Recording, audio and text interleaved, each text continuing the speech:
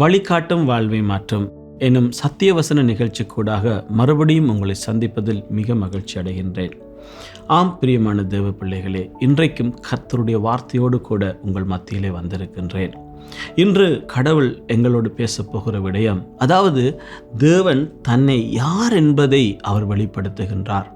பழைய ஏற்பாட்டிலே ஒரு வசனம் சொல்லுகின்றது, கடவுள் இப்படி சொல்லுகிறார், தன்னை குறித்து, தேவனை குறித்து ஜனங்கள் சரியாக அறியாததினாலே ஜனங்கள் சீர்கெட்டு போகிறார்களாம். அப்படி என்றால் நாங்கள் இன்றைக்கு தேவனை சரியாக அறிந்து கொள்ள வேண்டும், புரிந்து கொள்ள வேண்டும். நாம் ஆராதிக்கிற தேவன் எப்படிப்பட்டவர்? ஆம் பிரியமானவர்களே, இன்றைக்கு உலகத்திலேயே கிறிஸ்து என்று சொன்னால், இயேசு என்று சொன்னால் ஒரு அன்பான கடவுள். அவரை போல அன்பான கடவுள் வேறு எங்கும் நாங்கள் காண முடியாது. அவர் எவ்வளவு அன்பான கடவுளாக இருக்கிறார், எவ்வளவு தூரம் எங்களை நேசிக்கிறார் என்பதை நாம் சற்று வேதாகமத்துக்கூடாக காண்போம். அதாவது உபாகமம் என்னும் புத்தகத்திலே 1 அதிகாரம் 30 31 வசனம் இப்படி சொல்லுகின்றது, உங்களுக்கு முன் செல்லும் உங்கள் தேவனாகிய கர்த்தர் தாமே எகிப்தில் உங்களோடு இருந்து உங்கள் கண்களுக்கு முன்பாக செய்த எல்லாவற்றைப் போலவும் வனாந்தரத்திலே செய்து வந்தது போலவும் உங்களுக்காக யுத்தம் பண்ணுவார். ஒரு மனிதன் தன் பிள்ளையை சுமந்து கொண்டு போவது போல நீங்கள் இவ்விடத்தில் வரும் வரைக்கும் நடந்து வந்த வழிகள் எல்லாவற்றிலும் உங்கள் தேவனாகிய கர்த்தர் உங்களை சுமந்து கொண்டு வந்ததை கண்டீர்களே. ஆம் பிரியமானவர்களே, இந்த இடத்துல 3 விடயங்களை நான் உங்களுக்கு காண்பிக்க விரும்புகின்றேன். அதாவது நம்முடைய தேவன் எப்படிப்பட்டவராக இருக்கின்றார் என்றால், அவர் சொல்லுகிறார், உங்களுக்கு முன் செல்லுகின்றேன், நான் உங்களுக்கு முன் செல்லுகின்றேன். வேதத்திலே வசனம் சொல்லுகிறது, முன் சென்ற கோணலானவைகளை நான் நேர்மையாக்குகிறேன், கரடு முரடானவைகளை நான் சமமாக்குகின்றேன், கோணலானவைகள் எல்லாவற்றையும் நான் சரி செய்கின்றேன். அதாவது நாங்கள் போவதற்கு முன்பதாகவே எங்களுக்கு முன்பாக சென்று அவர் எல்லாவற்றையும் எங்களுக்காக ஆயத்தம் பண்ணி வைக்கின்ற ஒரு நல்ல கடவுளாக இருக்கின்றார். அதனால் பாருங்கள், எவ்வளவு அன்பான ஒரு கடவுள். இன்றைக்கு இந்த உலகத்தில் நம்மை கொண்டு பலர் வேலை வாங்க இருக்கின்றார்கள். நம்மை கொண்டு அவர்களுடைய வேலையை நாங்கள் செய்து கொடுக்க வேண்டும், அவர்களுக்கு முன்னுக்கு சென்று நாங்கள் தான் எல்லாவற்றையும் செய்ய வேண்டும் என்று நினைக்கின்ற இந்த உலகத்திலே கடவுள் சொல்கிறாரு, நான் உனக்கு முன்பாக செல்லுகின்றேன். ஆம் பிரியமானவர்களே, இன்றைக்கு நாங்கள் எங்களுடைய வாழ்க்கையிலே ஒவ்வொரு நாளும் ஒவ்வொரு பயணங்களை நாங்கள் மேற்கொள்ளுகின்றோம். அரசாங்கத்திலே செய்யப்பட வேண்டிய வேலைகள், எங்களுடைய வேலைத்தனத்திலே செய்யப்பட வேண்டிய வேலைகள், இன்னும் பலவிதமான கல்வி, பிள்ளைகளுடைய காரியங்கள், எதுக்கோ நாங்கள் ஓடி திரிகின்றோம். சில நேரம் சில இடங்களிலே போய் மணித்தியால கணக்கு நாங்கள் காத்திருக்கிறோம். சில வேளைகளில் அந்த வேலைகள் இன்றைக்கும் முடிவதில்லை. சில நேரம் நீங்கள் கூட இந்த செய்தியை கேட்டுக்கொண்டிருக்கிறவர்கள், எப்பொழுது இந்த காரியம் நடக்குமோ வாய்க்குமோ என்று நீங்கள் யோசித்து கொண்டிருக்கலாம். பிரியமானவர்களே, நம்முடைய தேவன் சொல்றார், உங்களுக்கு முன்பாக சென்று உங்களுக்காக காரியத்தை வாய்க்க பண்ணுவேன். நம்பிக்கை வைங்கள் நம்முடைய ஆண்டவர் மேலே.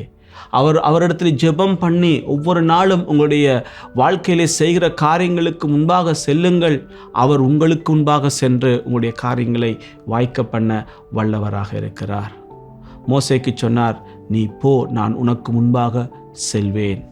நீ போய் செய்ய வேண்டியதுக்கு முன்பாக நான் போய் எல்லாவற்றையும் ஆயத்தம் பண்ணுவேன். மோசே சொன்னார், ஆம் கடவுளே, எனக்கு முன்பாக நீர் போகாவிட்டால் நான் எப்படி போவேன்? தாவீது சொல்லுகின்றார், என் பட்சத்தில் என் பக்கத்தில் என் தேவன் நிற்கின்ற பொழுது நான் யாருக்கு அஞ்சுவேன்? அப்படி என்றால் ஒரு எங்களோடு கூட தொடர்ந்து பயணம் செய்கின்ற ஒரு அன்பான கடவுள் இயேசு நமக்கு இருக்கிறார்.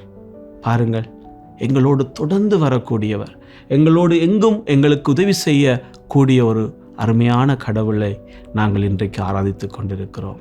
2வது பிரியமானவர்களே, அதே வசனத்தில் அவர் சொல்லுகிறார், நான் உங்களுக்காக யுத்தம் பண்ணுவேன், நான் உங்களுக்காக யுத்தம் பண்ணுவேன். அதாவது இன்று எங்களுக்காக, எங்கள் சார்பிலே எனக்காக பேசுவதற்கு, எனக்காக ஒருவர் வாதாடுவதற்கு இன்றைக்கு எங்களுடைய உறவுகளிலே, எங்களுடைய சொந்தங்களிலே யாரும் இல்லை. சில நேரங்களில் நம்முடைய வீடுகளிலே சொல்லுவார்கள், எனக்காக பேசுறதுக்கு யாரும் இல்லையே என்று. ஆனால் கடவுள் சொல்றாரு, நான் உங்களுக்காக யுத்தம் பண்ணுவேன். பாருங்க, எனக்காக ஒருவர் யுத்தம் பண்ணுகிறார், எனக்காக ஒருவர் இன்னும் ஒருவரோடு கூட போய் சண்டை செய்கிறார் என்றால் அவரை குறித்து நான் இவ்வளவு பெருமைப்பட வேண்டும். அப்போ நம்முடைய கடவுள் சொல்கிறாரு, உனக்காக நான் அதை செய்வேன். இஸ்ரவேல் ஜனங்களை கானான் என்கின்ற தேசத்துக்கு கொண்டு போவதற்கு தேவன் எகிப்தோடு கூட யுத்தம் செய்தார். அவர் சொன்னார், நீ சும்மா இரு, உனக்காக நான் யுத்தம் பண்ணுவேன். அந்த எகிப்து என்கின்ற பெரிய ராஜ்யத்தில் இருந்து இந்த இஸ்ரவேல் ஜனங்களை காப்பாற்றி எடுத்து கானானுக்கு அழைத்து சென்றார். அதே போல உங்களுக்காக வழக்காடுகிற, உங்களுக்காக யுத்தம் பண்ணுகின்ற ஒரு கடவுள், ஒரு அன்பான தகப்பன் நமக்கு இருக்கிறார் என்பதை நாம் எப்பொழுதும் மறந்துவிடக்கூடாது. இன்றைக்கும் என் பக்கத்திலே ஒரு கடவுள் என்னோடு கூட இருக்கிறார் என்றார், அது எவ்வளோ பெரிய ஒரு பலன். அதுதான் தாவீது சொல்லுகிறார், கோலியாத்தை முறியடிக்கிற பொழுது நீயோ ஈட்டியோடும் அம்போடும் வருகிறார், நானோ கர்த்தருடைய நாமத்தினாலே வருகிறேன். யார் ஜெயம் பெற்றார்? தாவீது. ஒரு சின்ன தம்பி, ஒன்றுமே இல்லாமல் போன அந்த தாவீது வெற்றி பெற்றார். அதே போல் இன்றைக்கு எங்களுடைய வாழ்க்கையில் நாங்கள் ஒன்றும் இல்லாதவர்களாக இருக்கலாம், ஆனால் இந்த உலகத்தை படைத்த கடவுள் சொல்கிறார், நான் உன்னோட இருக்கிறேன், உனக்காக நான் யுத்தம் பண்ணுகிறேன், நீ முன்னுக்கு போ. இன்றைக்கு பயந்து போய் பின்னிட்டு நிற்கிற சகோதர சகோதரியே, உங்களுக்காக பேசுவதற்கு, உங்களுக்காக வழக்காடுவதற்கு, உங்களுக்காக யுத்தம் பண்ணுவதற்கு ஒரு அன்பான கடவுள் இயேசு இருக்கிறார் என்பதை மறந்துவிட வேண்டாம். மூன்றாவது நாங்கள் பார்க்க போகின்றோம். 31வது வசனத்தில் சொல்லுகின்றார் ஒரு அழகான விஷயம். ஒரு பிள்ளையை ஒரு தகப்பன் சுமப்பது போல, ஒரு பிள்ளையை ஒரு தகப்பன் சுமப்பது போல நான் உங்களை சுமந்து வந்ததை மறந்து விடாதீங்க. அதே போல நான் உங்களை சுமப்பேன் என்று கடவுள் சொல்றாரு. இதை விட ஒரு அன்பான கடவுள் எங்களுக்கு வேற எங்க கிடைக்க முடியும் பிரியமானவர்களே? ஒரு அன்பான தகப்பன் இந்த உலகத்தில் கிடைச்சா அதுவே நாங்கள் பெற்றுக்கொள்ளுகிற பெரிய ஒரு ஸ்லாக்கியம். இந்த உலகத்தில் ஒரு அன்பான தகப்பன், அப்படி ஒரு தகப்பன் இருந்தால் அவன் இந்த உலகத்தில் நிச்சயமாக எல்லாவற்றிலும் வெற்றி பெறுவான். இப்போ யோசிச்சு பாருங்க, எங்களுக்கு அன்பான ஒரு கடவுள் இருக்கிறார். தகப்பனை விட மேலாக எங்களை சுமந்து செல்லுகின்ற ஒரு கடவுள். பாருங்க, ஒரு தாய் ஒரு பிள்ளையை சுமக்கின்ற பொழுது தன் இரு கரங்களாலே அப்படியே அனைத்து தூக்கி கொள்ளுவாங்க. ஆனால் ஒரு தகப்பன் ஒரு பிள்ளையை தூக்குற பொழுது தன் தோளிலே இரு கைகளினாலே தூக்கி தனக்கு மேலாக உயர்த்துவார். கடவுள் சொல்றார், நான் உன்னை உயர்த்துவேன், உன்னை நான் தூக்குவேன். அதான் தாவீது இப்படி பாடுகிறார், நான் பாவ சேற்றிலே இருந்தேன், கர்த்தர் என் ஜெபத்தை கேட்டு என்னை குழியிலிருந்து தூக்கி எடுத்தார், ராஜாக்களோடும் பிரபுக்களோடும் உட்கார பண்ணினார். அப்படி ஒரு அன்பான ஒரு தகப்பன்.